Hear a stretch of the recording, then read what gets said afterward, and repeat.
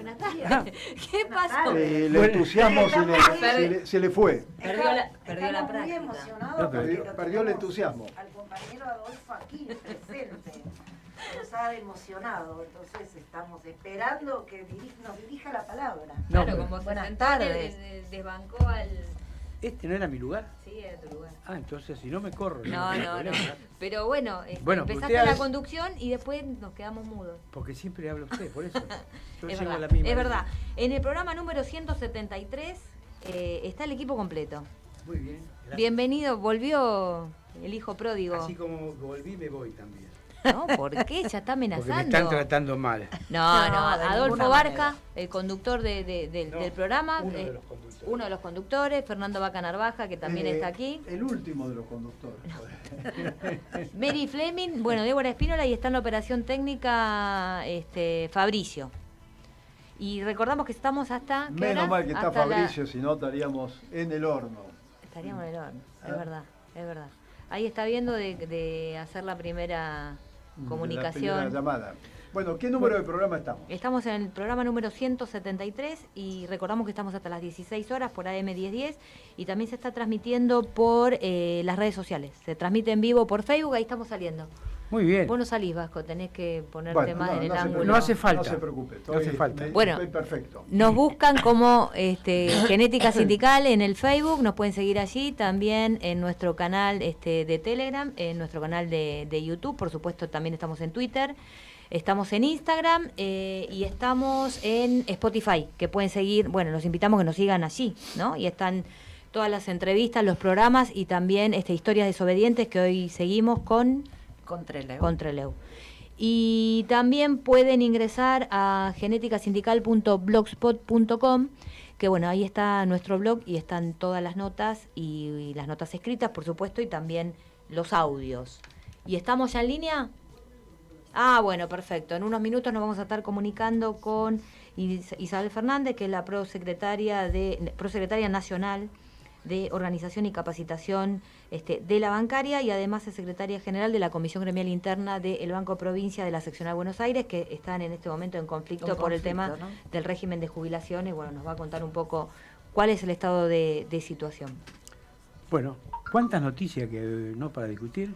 Sí, esta semana ha sido terrible y las semanas que vienen van a seguir. Las que van a venir. Las que van a venir, ¿no? Hoy bueno, podemos tener nosotros lo anunciamos, dijimos que el segundo semestre iba a ser un semestre álgido. Y es álgido, ¿no? Desde que se fue Guzmán, empezó a cambiar un poco, a moverse más todavía el avispero, ¿no? Sí. ¿Quién defendió a Guzmán? Nadie, que yo sé. Alberto. Sí, no, también tenemos un periodista que lo estuvo defendiendo. Berco lo defendió Guzmán. El tropo Berco lo defendió Guzmán. Sí. ¿En serio? Sí, lo defendió Guzmán y putea a los montoneros. ¿Qué te pasa, Berco? ¿Qué te pasa, Berco? Pero no era que tenía un pensamiento de Sí, izquierda. pero yo le quiero decir algo, compañero. Se tiene que dedicar más a lo económico que a lo político. En Sí. política, la verdad, es bueno. cero a la izquierda. En economía Es bueno. es bueno. Bueno, pero si son malos... Hizo el viajecito ese a Grecia con el tema del Fondo Monetario, que es muy bueno. Ya no le tengo la confianza porque No, el yo tema tampoco, político, yo tampoco le tema tengo la misma político. confianza. No. Si en la política cotidiana habla una cosa y después en la política económica querés ser otra cosa, no va. No sirve. Se junta con los mismos epítetos y línea argumental que la oligarquía y los mentimedios. Te voy a decir algo, porque los años que tengo, que son no muchos, pero Sí, usted bastante, tiene muchos años, eso es cierto. Viste que hay algunos zurdos que son más gorila que los propios gorilas. Sí, bueno, parece que este chico viene por ahí, por ahí. Bueno, no hablemos más de los gorilas, por favor. Hablemos de otros tipos de gorilas. ¿Quería hablar de la economía mientras que viene la compañera? Digo, como recién llego y estoy en un lugar que por ahí ya no era mío, o era mío y ya no es más mío. Pero entonces, no te sientas como sapo de otro pozo. No. Vos sos un Ustedes me sapito hacen de este pozo. Ustedes me hacen sentir como sapo de otro Pero pozo. no. ¿Cómo Bueno, va el pero a ver, tema? usted decía que había muchas noticias. ¿Cuáles son las muchas noticias que nos trae? Que usted seguramente lo tiene sistematizado, ordenado. No. Usted sabe que ¿Será- yo soy un será de- desordenado. soy ¿Será el del avión iraní? yo. ¿Qué pasó con el avión iraní famoso? Qué quilombo, ¿no? Al final, Hicieron- ¿eran o no eran? Es un despelote todo eso, ¿no? Al final no pasó nada, el Por avión eso, ¿era iraní o no era? era tal cual lo había dicho en su momento el ministro de Seguridad, el Chivo Rossi, era tal cual lo había planteado el periodismo en C5N, es una gran cortina de humo. Te voy a tirar otro título. Sí. ¿Qué pasó con esta norteamericana que fue a los Pelosi, a Taiwán. a Taiwán? ¿Qué Bueno, pasó? hubo un chisporroteo también ahí, Sí, ¿no? ¿no? Porque el embajador en China tuvo una serie de consideraciones en cuanto a opinión política. Usted sabe que Taiwán Sí. está dentro, desde el punto de vista de la política internacional, en una situación similar o asimilable Sí. a Malvinas. Sí. Después, ¿ahora se conectó? Bien. Ahí, no. ahí en breve. Ahora, Pero podemos seguirlo. Si está, después lo seguimos porque es un tema interesante. ¿Está en línea? Ahí me dice Fabricio que ya estamos en comunicación con Isabel Fernández, que es prosecretaria nacional de Organización y Capacitación de la Bancaria y además es secretaria general de la Comisión Gremial Interna del Banco Provincia de la Seccional Buenos Aires. Isabel, bienvenida. Hola. Hola. ¿Se ¿Se cortó? se cortó. Bueno. Bueno, sigamos Bueno. con Taiwán. Que me interesa, porque ¿sabes lo que me parece? A ahí? ver, Un diga. tiro para la justicia. Porque tantas malas noticias de esto de Estados Unidos. Ahí escucho. Bueno, Hola. ahí está, me quedé. Isa, Se había perdido. Ah, Hola, ¿cómo? buenas tardes, ¿cómo están? ¿Cómo le va? ¿Qué dice? Muy bien. ¿cómo estás, Isabel? Bueno, acá el equipo completo de Genética Sindical te está escuchando, Mary Fleming, Adolfo Barja, Fernando Vaca Narvaja y bueno, por supuesto yo. Bienvenida al programa y queríamos que nos cuentes qué está pasando con el régimen de jubilaciones del Banco Provincia. Bueno, justamente hace un ratito vinieron una agrupación de jubilados, que en verdad, si bien ellos han sido muy perjudicados por la ley 15.008, una ley que impulsó Vidal y que realmente ya hace más de 3 años que venimos luchando con esto, en verdad fue entre finales de 2017 principios de 2018, no hemos logrado hasta ahora avanzar en nuestros reclamos. ¿En qué sentido? En que la Suprema Corte, que es la que recibió de parte de la bancaria toda la presión y así asumió justamente la iniciativa de pedir el pedido de hacer el pedido de inconstitucionalidad, la Suprema Corte no solo nos expidió en estos años, sino que además pidió a los jubilados y activos, a todas las partes, al gobierno de la provincia, ya en ese momento gobierno de Axel Kicillof, que elaboraran un proyecto superador a la 15.008, ¿sí? Un proyecto que contemplara justamente la modificación de todos los artículos que la propia Suprema Corte, en que incluso el mismo procurador Contegrán, que es el procurador puesto por la exgobernadora Vidal, también consideran que es inconstitucional como ley.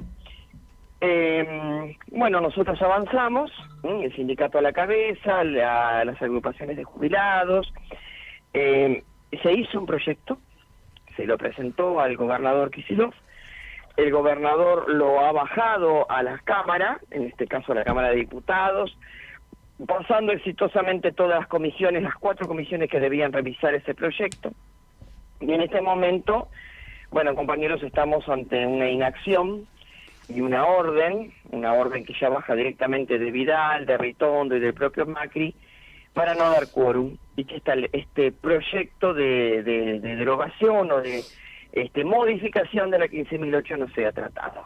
Esa es la situación hoy. Ahora escucho las preguntas, sí. Sí, y queremos recordar que estamos con Isabel Fernández, prosecretaria nacional de Organización y Capacitación de la Bancaria y además secretaria general de la Comisión Gremial Interna del Banco Provincia de la Seccional de Buenos Aires. Bueno, este conflicto con respecto al tema del régimen de jubilaciones, me queda claro que bueno, este proyecto lo está trabando directamente Cambiemos. ¿Y cuáles son las acciones en este sentido que, digamos, como para destrabar esto que se está realizando a través del sindicato? Bueno, más allá de que el compañero Sergio Palazzo ha conversado con todos los intendentes y los representantes en la Cámara que vienen del radicalismo, Sí. donde hay, por así decirlo, actitudes confusas. Por un lado dicen que darían quórum, por otro lado dicen que sí, que en verdad la ley hay que derogarla, pero en verdad hasta ahora no se han vuelto a reunir. Nosotros como Comisión Gremial Interna en la seccional Buenos Aires, que es de los 10.500 trabajadores que tiene el banco en toda la provincia, representamos directamente a casi 6.000, un poco más de la mitad. Nos hicimos presentes en una acción que en verdad abarcó toda la provincia, pero en el caso de la seccional fuimos a los municipios del PRO, que son 5. Hablamos ahí intentamos hablar con los intendentes, dejamos las notas y armamos gazebos, equipos de difusión, volanteada, juntada de firmas, tanto en las en la sede de la municipalidad, como en las sucursales del banco que son cabecera en esos distritos, ¿no? Puntualmente San Miguel, Campana, Lanús, Vicente López, esos se han hecho hasta ahora, y 3 de febrero. Y mañana yo me haré presente en San Isidro, que tengo una reunión que me ha concedido el intendente, porque dentro de nuestra seccional el intendente del radicalismo justamente en San Isidro, el señor Pose. Y también vamos a estar volanteando en la puerta de la sucursal San Isidro mañana. Claro, y con respecto al tema, ¿cómo es la recepción de los trabajadores de Banco Provincia? Porque estás hablando es un número, la verdad, bastante alto, ¿no? 10.500 trabajadores. Digamos, ¿cómo? 10.500 trabajadores en activos, sí. Otros más que se suman son los jubilados, por eso el déficit, porque el déficit tiene una razón, como en todo el mundo, la mayor vida, la sobrevida de la gente después de su jubilación. No somos jubilados de privilegio. Eso es lo que te iba a decir, porque es el argumento sobre todo de María Eugenia Vidal, ¿no? Ya en su momento cuando era gobernadora, digamos, hablaba de jubilaciones de privilegio en trabajadores de Banco Provincia. El privilegio al que ella se refiere es el haber aportado toda la vida, claro, desde el primer sueldo que se entra al banco, el primer aumento, sí, claro, son los derechos adquiridos. Un trabajador del Banco Provincia, cuando recibe un aumento, ya sea por paritaria o por categoría, porque le han dado una categoría mayor, ese primer aumento va a la caja, siempre va a la caja.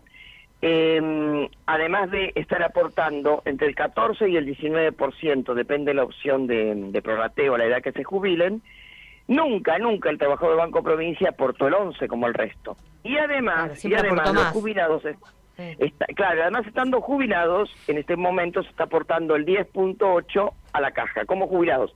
Es decir, que el trabajador, desde el momento que empieza a trabajar hasta que se muere, aporta esa caja. Definámosla como una caja especial, como una caja especial, que no es lo mismo, claro, que una sí, jubilación de privilegio, y bueno, privilegio. Omite decir que los trabajadores, bueno, aportan, claro, más que el común. El todo argumento el tiempo de se ha aportado de más, todo el tiempo, claro, desde, ya te digo, hasta el momento de su muerte. Y obviamente que la preocupación por encima de los derechos vulnerados es el propio banco y su continuidad. ¿Por qué?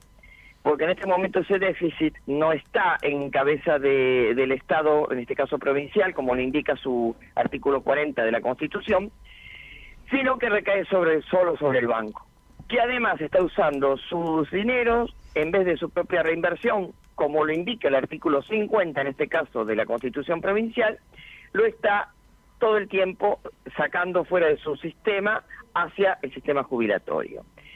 Eso, sobre todo, por eso también apelamos, ¿no?, a la conciencia nacional y popular de los radicales, que recuerden, y ellos saben muy bien, la función del banco, sobre todo en el interior de la provincia. Claro. Eso es claramente una política de desfinanciación del banco, ¿no? Porque porque por esa vía, como consecuencia directa, lo es. Y de ahí vamos a la privatización del Banco de Provincia, como ha ocurrido en otras provincias de nuestro país. Sí, abrirlo a... Es sí, una forma de hacerlo ineficiente. Exactamente, eso también es una de las cuestiones que nosotros les queremos hacer llegar a conocer a la ciudadanía. Es un problema serio, es un problema que nos abarca a todos, como les decía, a los 10.500 activos y a los 16.000 jubilados y pensionados.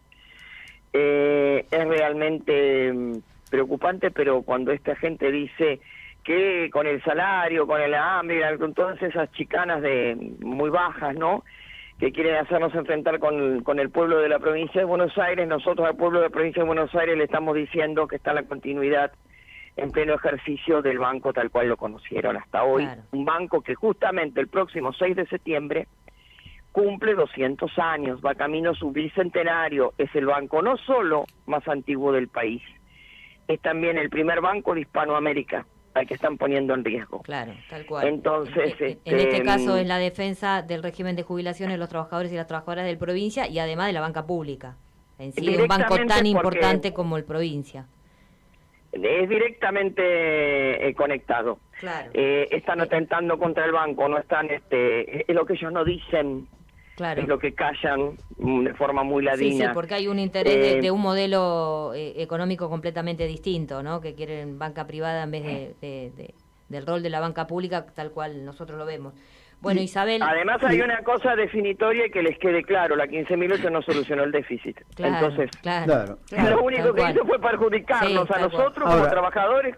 Imaginémonos en el medio de la crisis del 2001 con varias monedas alternativas, en el caso de la provincia de Buenos Aires, el Patacón A y el Patacón B, si no hubiera existido el Banco de la provincia de Buenos Aires.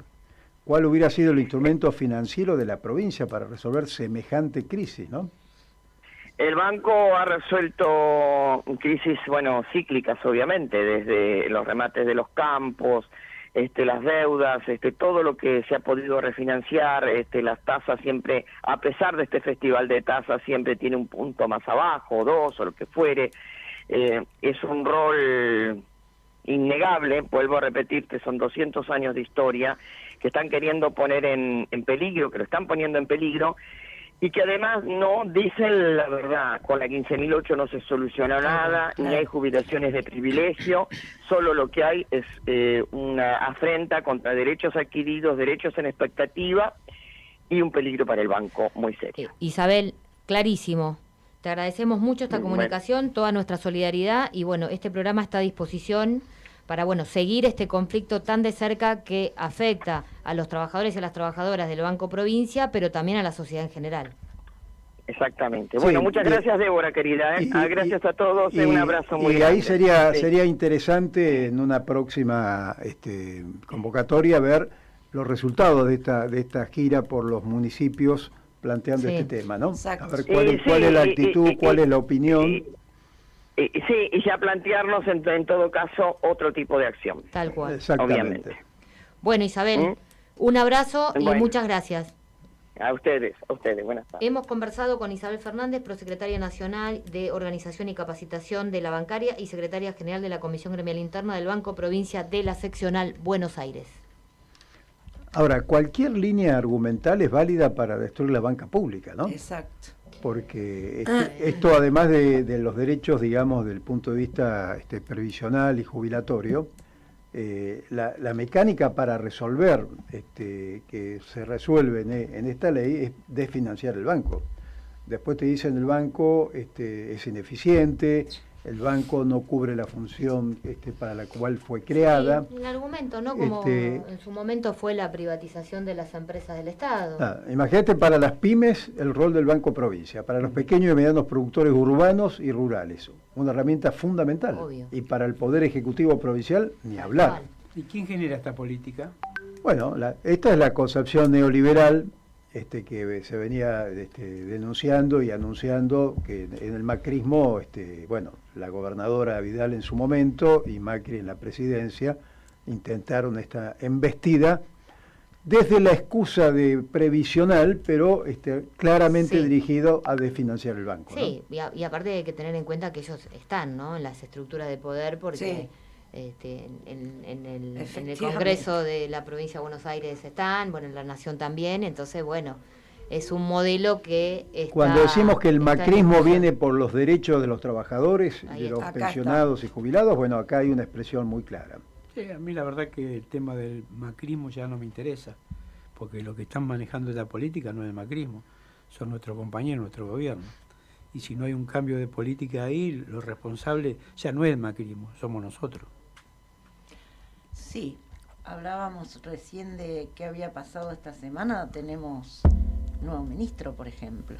Sí, un nuevo ministro que nuevamente, como la ministra anterior, habló a los distintos sectores. Por ejemplo, a los trabajadores, habló con los trabajadores, le habló con los jubilados, habló con la gente común y también le habló a las multinacionales y transnacionales. Y por lo menos mi visión es que esta deuda la van a seguir pagando los trabajadores y los más humildes. Mi visión. No sé si era la visión Por cómo viene de la mano, parecería que sí, ¿no? Sí, no parecería, no, sí, porque uno si ve las políticas que se están desarrollando, hoy tenemos un aumento. Y ahora, digo, la nueva versión es que tenemos que cuidar la luz y el gas. ¿Y cuándo vamos a cuidar la plata de nuestra patria? ¿Cuándo vamos a cuidar los granos que se van? ¿Cuánto vamos a cuidar a estos desgraciados, estas 5 o 6 empresas que imponen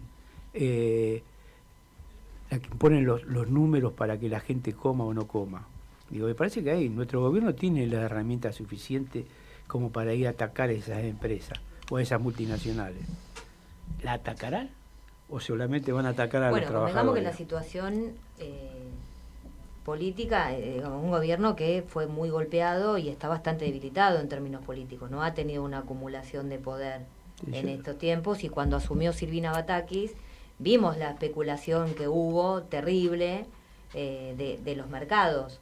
Entonces ahí, bueno, al no controlar los mercados se genera un problema. Sí, es cierto. Hay un problema político serio, hay una cuestión de desestabilización que hubo muy fuerte, los mercados presionan, el Fondo Monetario presiona, y bueno, había una clara intención de que el gobierno no termine. Hace mucho tiempo atrás lo que te presionaban eran también los imperios, te presionaban las Fuerzas Armadas, todo eso te presionaba. En el día de ayer miré una película que la recomiendo, que la verdad que es muy actual, es del 2005, se llama El Método.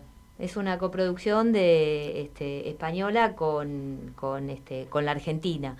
Y la verdad que es muy interesante porque se da en el marco de un conflicto social muy importante, que se estaba dando una movilización en las calles justamente en contra del Fondo Monetario Internacional. La intervención del Fondo Monetario Internacional en los países y esas políticas neoliberales, cómo afectaban concretamente al trabajo.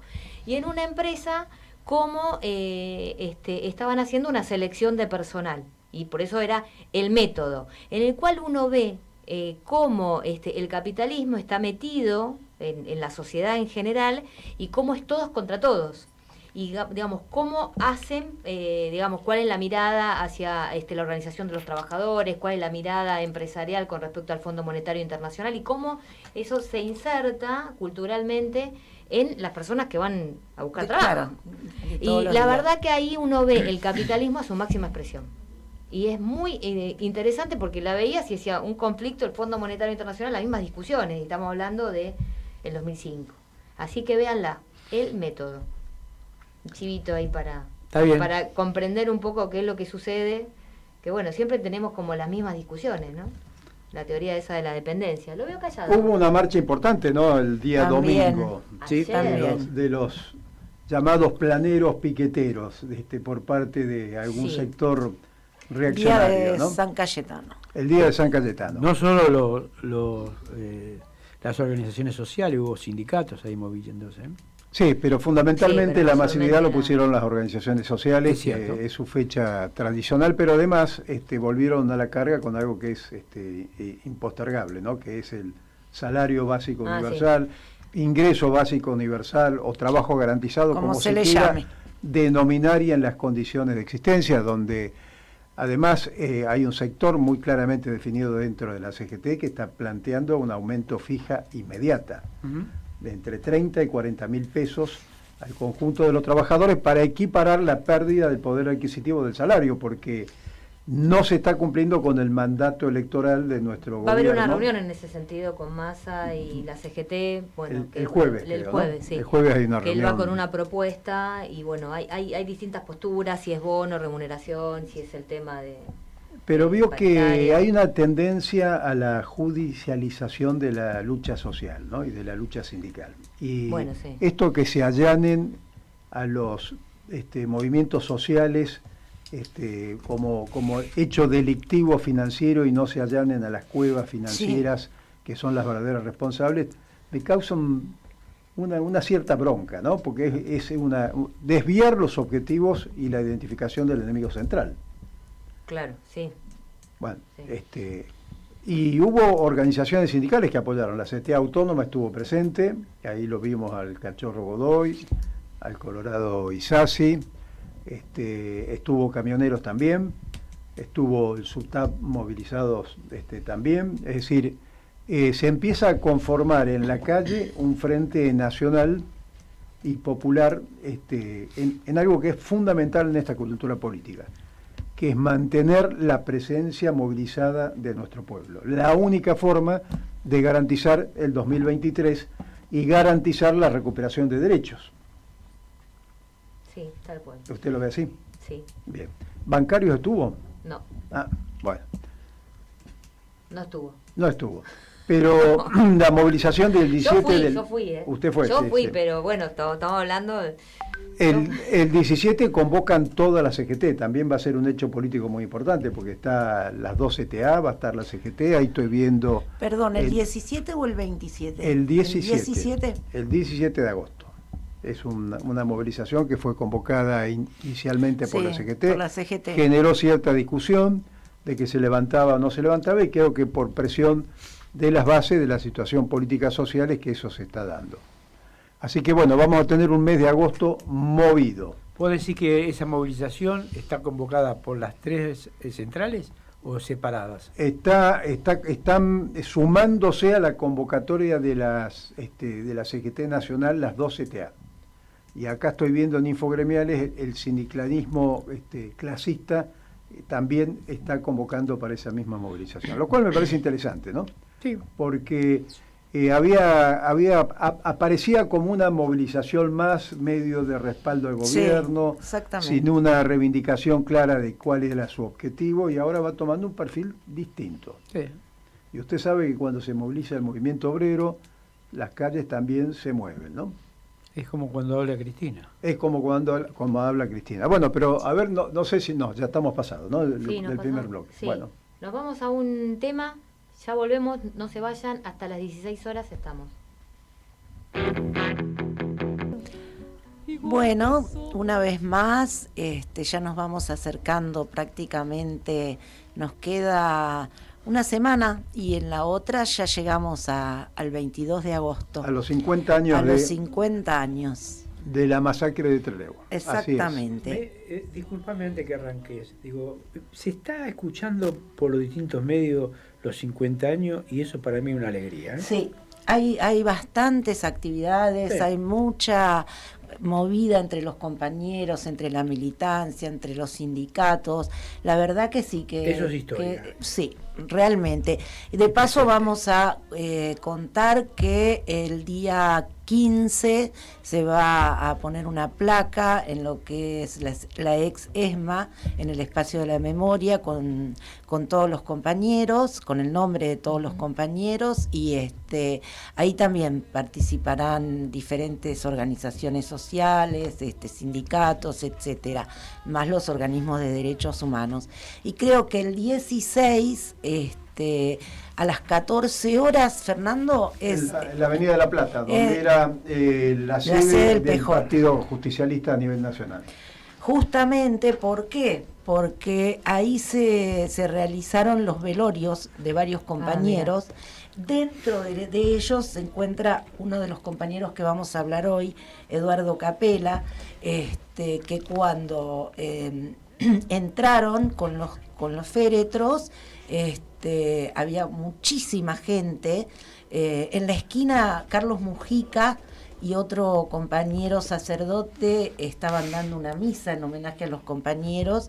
Bueno, llegó la policía y hizo un desmadre con esa movilización. Eso ocurrió en prácticamente todos los casos. Eso ocurrió en Córdoba, con los compañeros que en los velorios, prácticamente en todo el país donde fueron velados los compañeros, la policía quiso impedir las importantes movilizaciones que se desarrollaron a partir de la masacre. Bueno, como les decía, vamos a hablar de dos compañeros, que eran dos compañeros pertenecientes al Ejército Revolucionario del Pueblo, el PRT-ERP, Eduardo Capela y Rubén Pedro Bonet. Si bien tienen algunos años de diferencia, Capela era del año 48, es decir, tenía 24 años al momento de su muerte, era estudiante de Ciencias Económicas de la UBA. Él había nacido en La Pampa y vino a estudiar a Buenos Aires. Participó en la semana de julio del 66 en lo que fue la famosa marcha de los bastones largos, que fue cuando el dictador Onganía decide intervenir las universidades y hubo enormes movilizaciones universitarias para impedirlo. Esto fue, podría decirse, el comienzo de lo que fue la represión a todos los científicos. En esa acción de Onganía se despidieron 700 científicos que tuvieron que ser exilados. Y acá vamos a reivindicar la política que muchos años después nuestra presidente Cristina Fernández de Kirchner se dio una política para traer de vuelta a todos estos científicos, miembros del CONICET, etcétera. Bueno, en ese contexto Eduardo comienza su militancia en el PRT y finalmente es detenido a mediados del 71, como la mayoría de estos compañeros. Primero va a Devoto y luego es trasladado a Trelew. En Trelew, bueno, el 22 de agosto a las 3 de la mañana es fusilado junto a los otros 16 compañeros.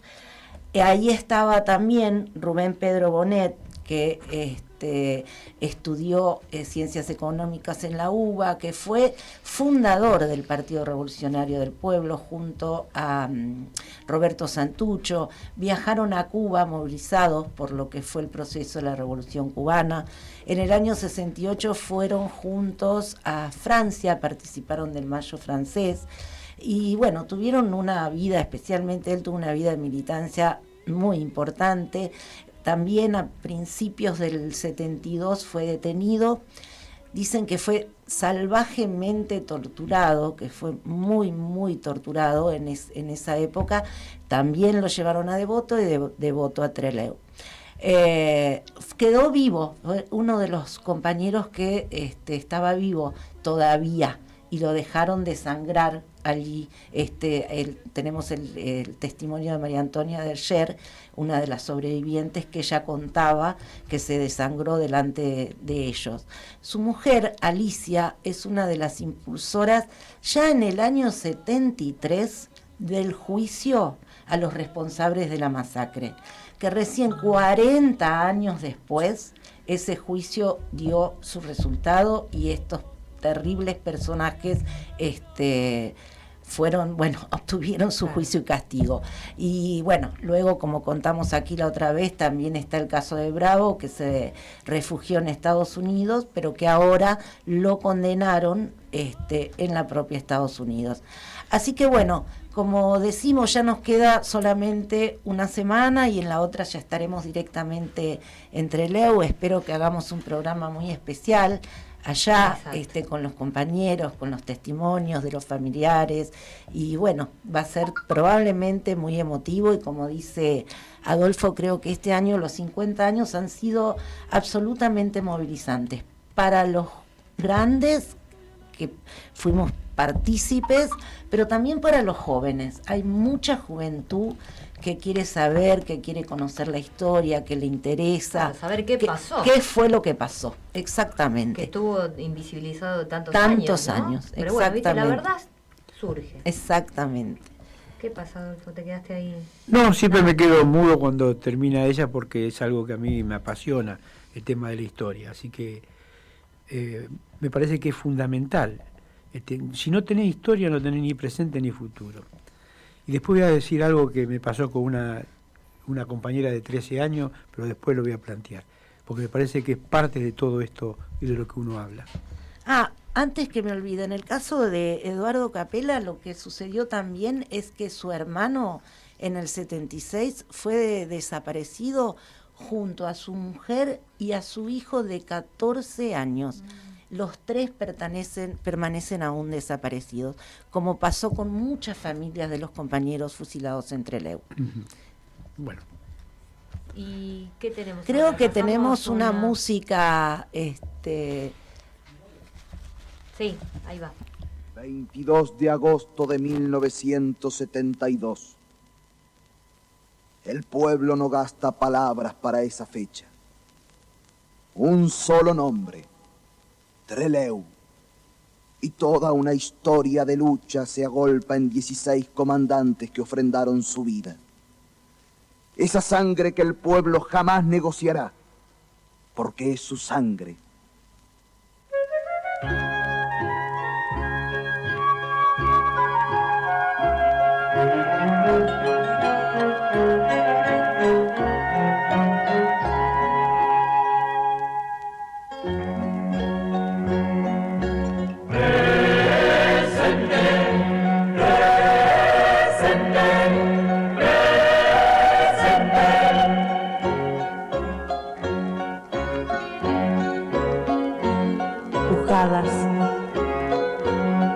Bonet, Lesgar,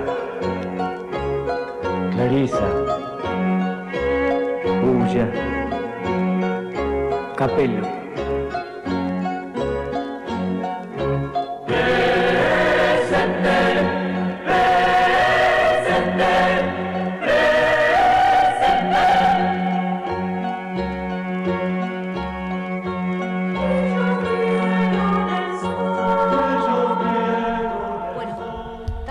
Hasta las 16 horas nos quedan unos Todavía minutos. nos falta Quedan unos minutos. Tanto. No. Antes que nada quiero enviar un saludo, nos están viendo desde Colombia.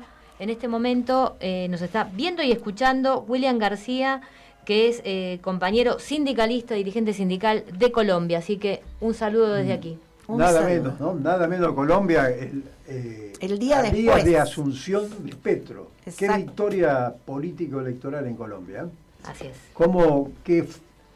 Qué colorcito que va tomando el continente. Falta octubre, noviembre con Lula y creo que tenemos condiciones realmente mejores que la que tuvo Néstor y Cristina en su momento.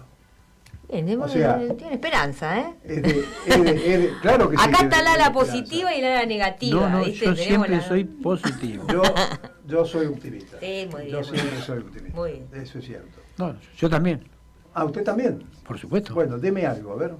¿Algo? Sí. Mientras que la gente esté en la calle, eso es positivo. Ajá. Porque los problemas se solucionan en la calle, no en ningún escritorio.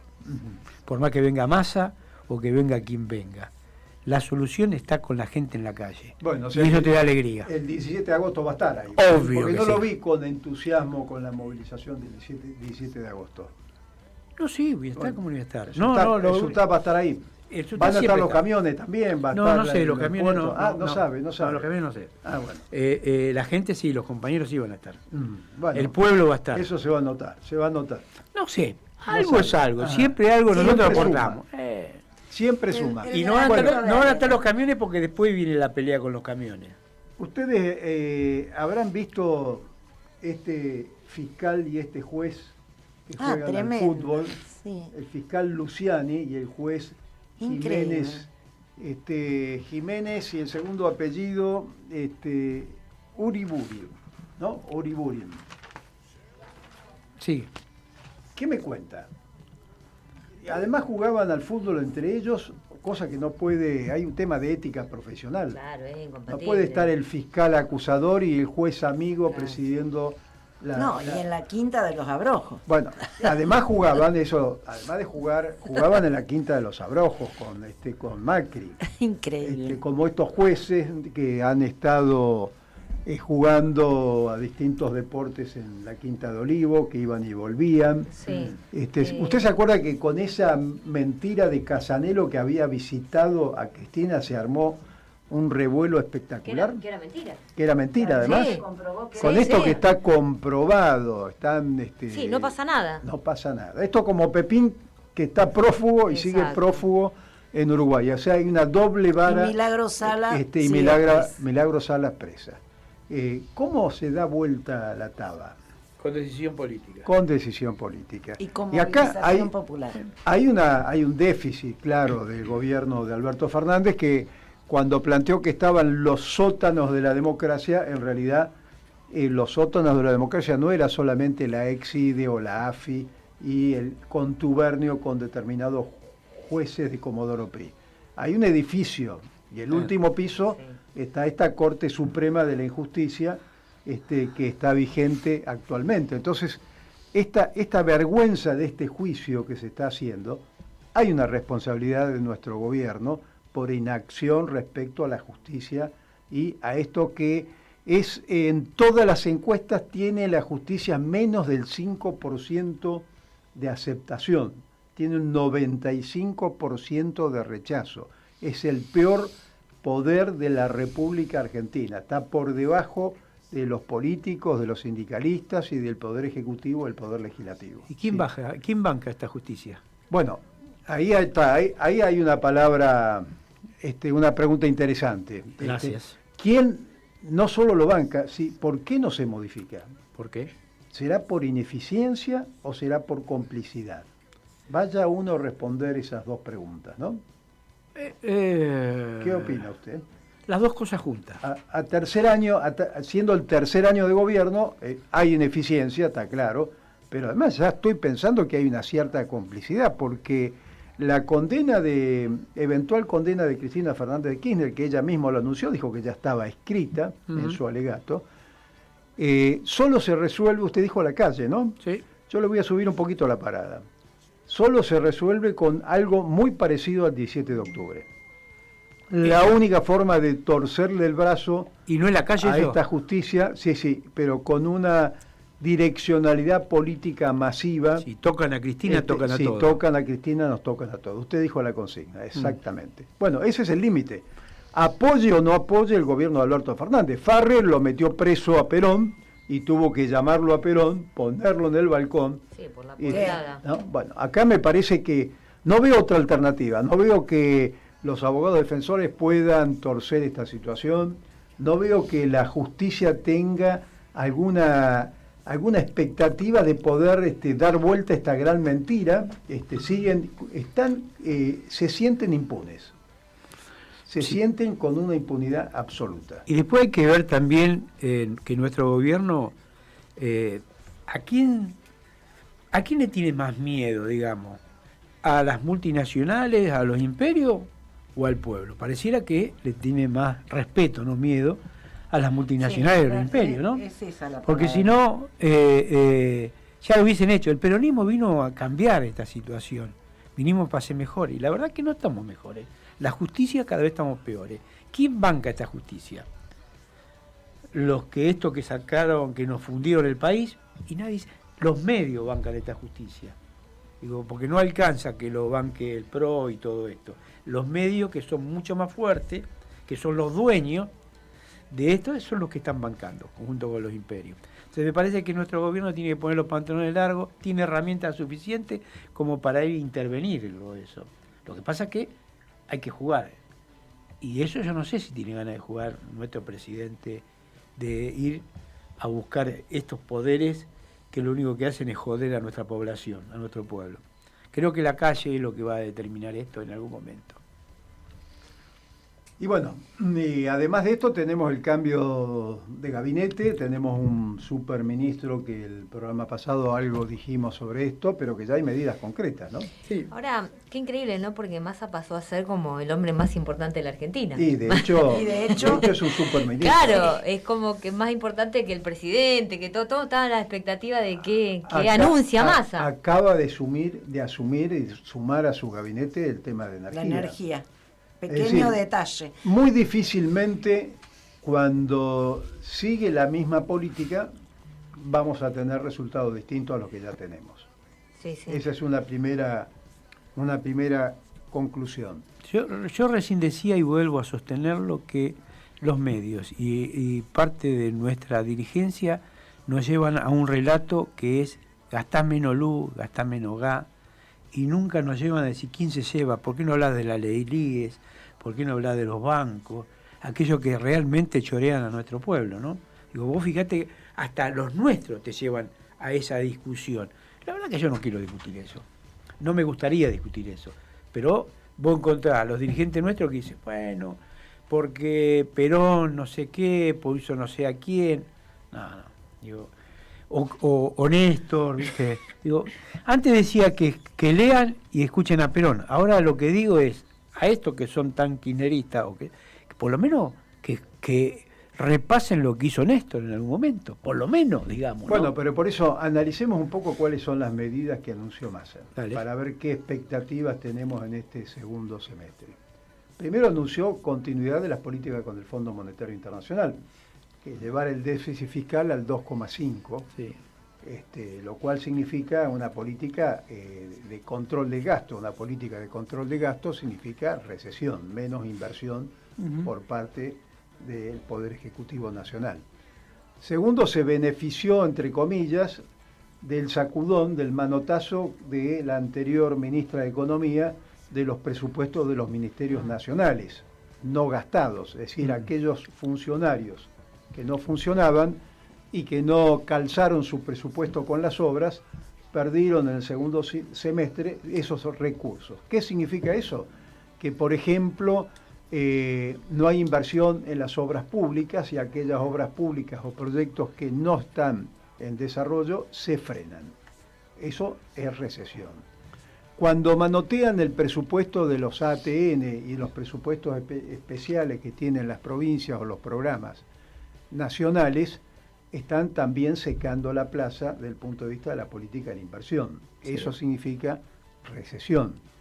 Cuando mantienen la continuidad del tema de las tasas de interés y ahora están discutiendo que van a subir nuevamente las tasas de interés, eso significa inflación.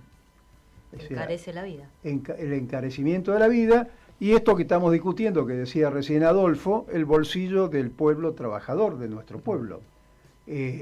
Y cuando uno plantea el control de esto que decimos, manda la justicia a allanar a los piqueteros o a las organizaciones sociales, mientras el dólar blue, que es ilegal, en las cuevas financieras, no dice nada, les dan protección de la Policía Federal para que los arbolitos puedan trabajar en calle Florida, entre otras cosas, no dicen nada. Marca el rumbo. Eso ya, ¿no? Ya marca un rumbo, exactamente. Ya tiene 4 patas, tiene oreja y me parece que está empezando a ladrar y ladra peligrosamente. ¿Te olvidaste del congelamiento de los trabajadores del Estado? No me olvidé. A eso iba. Cuando plantea el congelamiento de los trabajadores en las empresas del Estado y no solo nacional, sino que lo tira a las provincias, cosa que eso jurídicamente no lo va a poder implementar, porque las provincias tienen su propia juridicidad, sus cortes supremas propias, pero bueno, está planteando una línea que obliga a la Central Sindical Autónoma, a la CTA y a la de los trabajadores, a pintarse la cara, porque eso estaba contemplado en el mandato electoral del Frente de Todos. Es decir, otro punto que no se va a cumplir del mandato electoral que tiene nuestro gobierno para el cual fue votado. Entonces, la política de achicamiento del Estado sigue vigente y no solo sigue vigente, sino que se acentúa. Entonces uno se pregunta, si es la misma política, con mayor ímpetu, con mayor fuerza, con mayor ajuste, ¿por qué vamos a tener resultados distintos? Si simplemente lo que se está tratando es de juntar dólares en el Banco Central, ¿para qué? Para pagar los intereses de la deuda. Entonces, el sector financiero se sigue beneficiando con las tasas de interés, con las LELIQ que no las tocan, y con todos los derivados financieros que son el festival de los bonos del Estado. Mientras la justicia sigue con esto que decía Cristina Fernández de Kirchner, alquilando cautelares para parar medidas importantes desde el punto de vista de los derechos de los trabajadores, desde el punto de vista del país. Entonces, la verdad, no le auguro muy buen resultado a esta política de gobierno. Tiene una sola cosa para tener algo de recursos, que son determinadas inversiones chinas que Gustavo Vélez paró, frenó, pisó para que no se concreten. Una forma de llegar a ofrecerle algo a algunas provincias, porque si no, no tiene nada. Bueno, me parece que va a ganar tiempo, ¿no? Es ajuste para los intendentes, por falta de recursos, y es ajuste para los gobernadores. Le está diciendo a los intendentes que aumenten la presión impositiva sobre el tema inmobiliario, que es lo único que puede compensar los recursos que puedan llegar a necesitar. ¿Y para qué van a buscar dólares? ¿Para volcarla al pueblo o para pagar los intereses de la deuda? ¿Y entonces para qué mierda queremos esos dólares? Eso es el tema, ese es el tema central. Está pensado, sigue siendo un proyecto extractivista, sigue siendo un proyecto de acuerdo a los postulados del Fondo Monetario, y creo que también va creciendo esta idea que es posible y es factible quitarse el Fondo Monetario de encima. Ahí está una de las claves y de lo que usted decía de la lucha y la movilización social de los trabajadores. Quitarse el Fondo Monetario, que es la dependencia central que nos dejó el macrismo, para garantizar la política de dependencia y de, digamos, de exportación de dólares, soja, trigo y litio. O sea, los monopolios extractivistas que están muy lejos de una economía sustentable para nuestro país y muy lejos de esto que llamamos la felicidad del pueblo y la grandeza de la nación, ¿no? Si no hay felicidad es porque no hay laburo, porque no puede comer los compañeros. Es la primera vez en la historia, que lo había dicho Cristina también, vamos a chorearle los dichos de Cristina, digo, la primera vez en la historia que un trabajador formal es pobre. Llega. Es pobre. Está por debajo de la línea de pobreza. Bueno, eso tiene un resultado. Y por eso es que yo estoy, digamos, como la política no se puede, no la van a cambiar, soy uno de los compañeros que piensan que hay movilizaciones, va a haber muchas más movilizaciones y la única forma de cambiar. Pero antes de irme, que ya estamos, digo, quiero invitar a todos los compañeros a las elecciones de la CTA el 11 de agosto, ahí se vota y vamos a tener una nueva comisión de la CTA autónoma, así que todo el mundo a votar, que es importante para nosotros. El 11 durante todo el día. Durante todo el día. ¿Sí? Muy bien. Yo ya he pasado de chivo. Se fue el programa. Hasta la semana que viene. Hasta la semana que viene. Cerramos. Dale.